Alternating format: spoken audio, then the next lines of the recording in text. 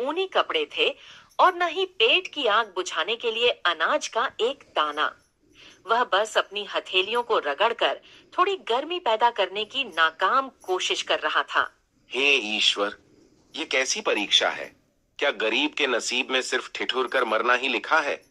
लोग कहते हैं कि तू सबकी सुनता है, लेकिन मेरी पुकार तुझ तक क्यों नहीं पहुंचती?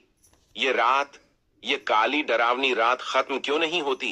रात तो जैसे तैसे गुजर गई, लेकिन सुबह अपने साथ कोई नई उम्मीद लेकर नहीं आई। खेतों में बर्फ जमी थी, जिसका मतलब था आज भी मजदूरी नहीं मिलेगी। माधव अपनी किस्मत को कोसते हुए दरवाजे पर बैठा था। तभी धुंध के बीच से एक बुजुर्ग आकृति आती दिखाई दी। काका, जिसके पास न काम हो न दाम हो, उसके शरीर में गर्मी कहां से आएगी? ये ठंड मेरी जान लेकर ही मानेगी। मेरे पास तो अब जीने की कोई वजह भी नहीं बची।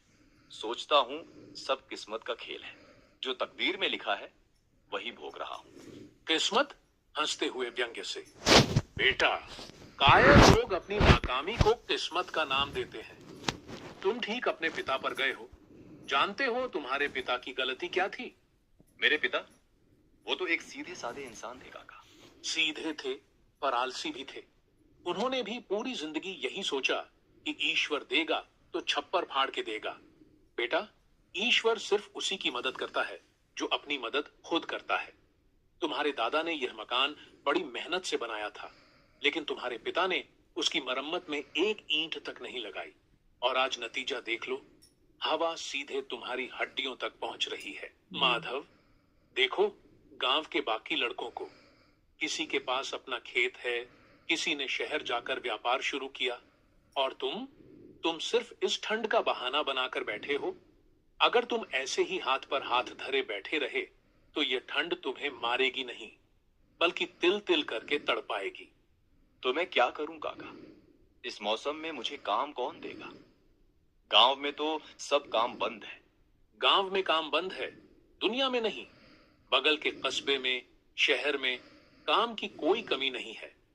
बस नीयत होनी चाहिए। सुनो माधव, मैं एक प्रस्ताव लेकर आया हूं।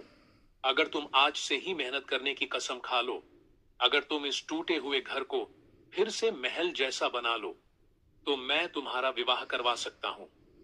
विवाह? मुझसे? इस गरीब से कौन अपनी बेटी ब्याहेगा काका? वही तो कह रहा हूं।